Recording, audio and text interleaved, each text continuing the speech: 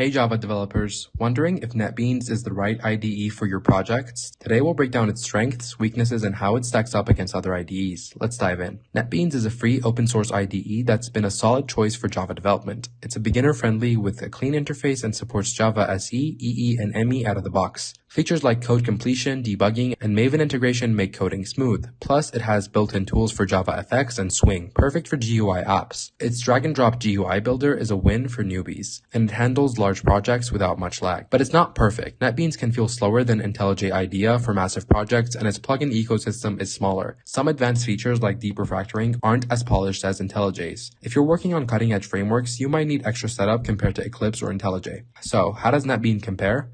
IntelliJ IDEA leads with a powerful refactoring and plugin support, but comes with a price tag. Eclipse is super customizable and great for enterprise, but its UI feels dated. Netbeans strikes a balance, free, easy to use, and versatile for most Java projects, especially for beginners or small to medium apps.